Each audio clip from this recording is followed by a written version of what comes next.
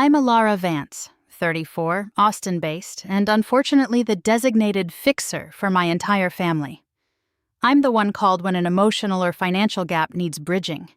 When the multi-generational Bali retreat was planned, naturally my credit card took the bullet. Everything, flights, a sprawling private villa in Ubud, ground transport, insurance, totaled just under $14,000. They all said they'd reimburse me. I should have requested cash up front, but I wanted this for my daughter Maya. Since the divorce, my 8-year-old had retreated into a quiet, watchful shell. This trip was her beacon. She spent weeks learning Bahasa Indonesian phrases and marking off a construction paper countdown calendar on her bedroom wall. I let myself believe the family narrative that this was the fresh start we needed. 3 days before departure, the doorbell rang late. I opened it to find my mother, Eleanor, on the covered porch. She didn't smile, didn't offer a polite greeting. She just stood there, holding my credit card out between her thumb and forefinger with an expression that made my stomach turn before she even spoke. Without stepping inside, she stated that they had discussed it, and Maya and I would not be coming after all. For a second, the world tilted, and oxygen refused to enter my lungs. It wasn't because of the immense financial weight I was suddenly carrying alone. It was because my little girl was in the living room just behind me, happily packing her favorite sandals, completely unaware that her grandmother had just canceled her dreams on a whim. Eleanor didn't apologize.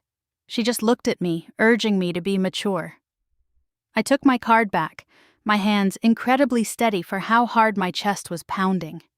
I looked her in the eye and told her that if Maya wasn't welcome on the trip I financed, then I wanted every single dollar returned immediately. For the first time, her confident composure cracked. As I closed the door, I didn't feel like a rejected daughter. I felt like a mother with zero remaining patience. I told Maya work was keeping us home. I called Julian Thorne, a civil litigator and my closest friend since university. Julian never dismissed me as difficult. When I explained the betrayal, his silence was sharp. He arrived the next morning with coffee and a legal pad. We sat at the kitchen island, turning it into a command center of receipts, bank statements, and screenshots. I showed him the message from my mother, Eleanor, explicitly stating they would settle up once they landed. I also showed him the vitriol from my sister Sienna, claiming her children were uncomfortable with Maya's presence. Julian's expression shifted from friend to advocate. "They're using you as a personal bank for a vacation they've now barred you from," he said. We drafted a formal demand for reimbursement, giving them 10 days. I hit send, my heart hammering against my ribs. The backlash was instantaneous and ugly. Eleanor accused me of turning family love into a transaction. Sienna was worse, texting that I was bitter for trying to buy affection. They even suggested my daughter's quiet nature was a burden on the other kids. Seeing Maya quietly unpack her sandals, her eyes downcast, I felt my remaining guilt evaporate. The bridges were vaporized. They boarded the flight to Bali without a single backward glance. I watched their social media posts bloom. Sunsets, luxury villas, and smiling group photos, all financed by my savings. Every likes count felt like a slap. I didn't engage, I just sent Julian every photo and every cruel text. "File the claim," I told Julian firmly, watching a picture of Sienna sipping a cocktail I'd paid for.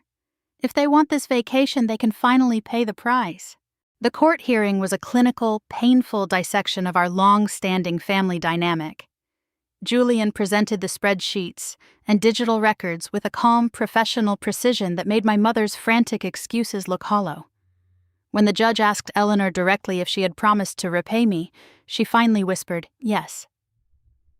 That single admission collapsed their house of cards. The final ruling was swift. Full reimbursement plus every court fee. They eventually paid, but the crushing silence that followed was their weapon. No apologies came. They simply erased our existence. A year later, I took the recovered funds and finally booked that fresh start on my own terms.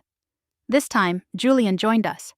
We stood on a beach in Seminyak, watching the warm tide roll over Maya's feet as she laughed, finally as bright as the girl she used to be.